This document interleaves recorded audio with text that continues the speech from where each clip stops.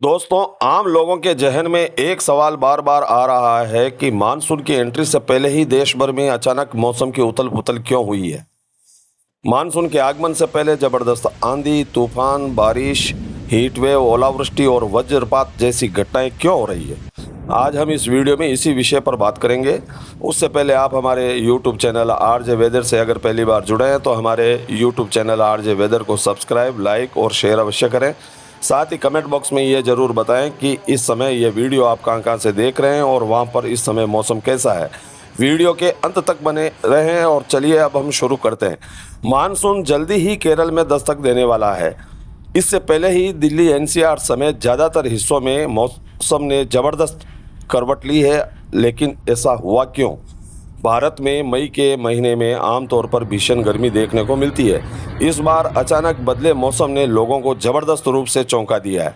कहीं तेज बारिश हो रही है तो कहीं तूफानी हवाएं, तो कहीं पर हीट वेव। यह असमानता की वजह क्या है?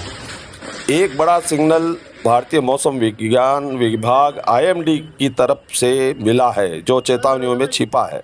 जैसे सबसे बड़ा सवाल यह है कि क्या हो रहा है इस समय अरब सागर में। मौसम विभाग के अनुसार दक्षिण कोंकण, गोवा तटों से दूर पूर्व मध्य अरब सागर में एक कम दबाव का जबरदस्त क्षेत्र बना है। यह क्षेत्र धीरे धीरे उत्तर की ओर बढ़ रहा है और 23 मई की शाम तक एक अवदाब यानी डिप्रेशन में तब्दील हो सकता है।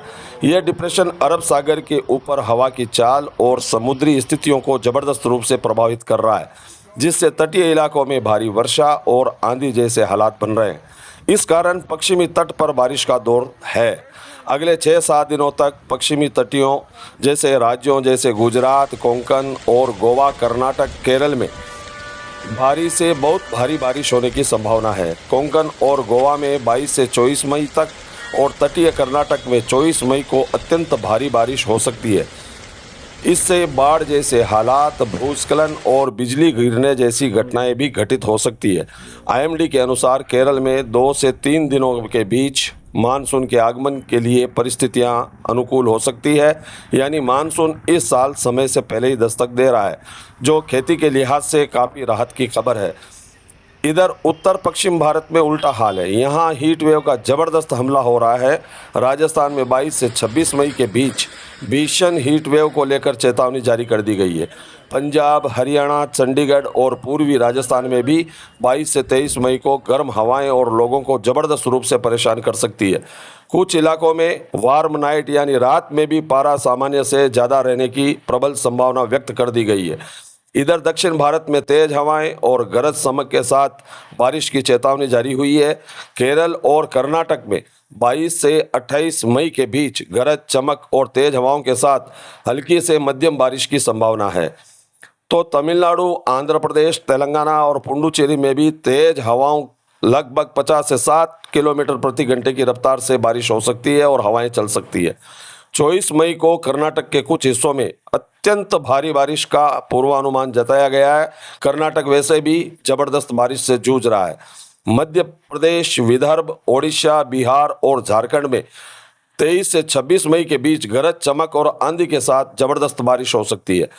22 से 23 मई को झारखंड और छत्तीसगढ़ में अत्यंत भारी बारिश की संभावना व्यक्त की गई है।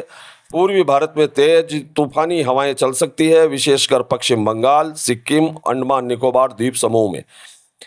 इधर उत्तर भारत के पहाड़ी राज्यों की बात करें तो इन राज्यों में बारिश और ओलावृष्टि को लेकर चेतावनी जारी हो गई है। उत्तराखंड, हिमाचल प्रदेश, जम्मू कश्मीर में 22 से 28 मई के बीच गरज चमक, तेज हवाओं के साथ बारिश की संभावना है। तो 23 और 24 मई को हिमाचल में ओलावृष्टि भी जबरदस्त रूप से हो सकती है और उत्तराखंड में तो भारी बारिश की चेतावनी जारी कर दी गई है। अब यह सवाल है कि ये क्यों हो रहा है अहम बदलाव। एक और जहां कुछ स्थानों पर कुछ इलाकों में मानसून की संभावित एंट्री राहत की खबर है, तो वहीं दूसरी तरफ पश्चिमी और उत्तर भारत में हीट वेव ने चिंता बढ़ा दी है। अचानक मौसम में बदलाव किसानों, मजदूरों, यात्रियों, समुद्री गतिविधियों पर जबरदस्त प्रभाव डाल सकती है। बिजली गिरने और बाढ़ जैसे तूफान से जान माल का भी खतरा बन सकता है। तो दोस्तों, पल पल में बदलने वाले मौसम में हम आपसे यही अपील करते हैं कि तेज आंधी, तूफान, बारिश, ओलावृष्टि और बिजली चमकने के समय खुले स्थानों पर बिल्कुल ना रहें, सुरक्षित स्थानों की शरण लें, क्योंकि प्राकृतिक आपदाएं कभी भी किसी की मित्र नहीं होती। इसलिए सतर्क रहें और दूसरे लोगों को भी सतर्क करते रहें। धन्यवाद।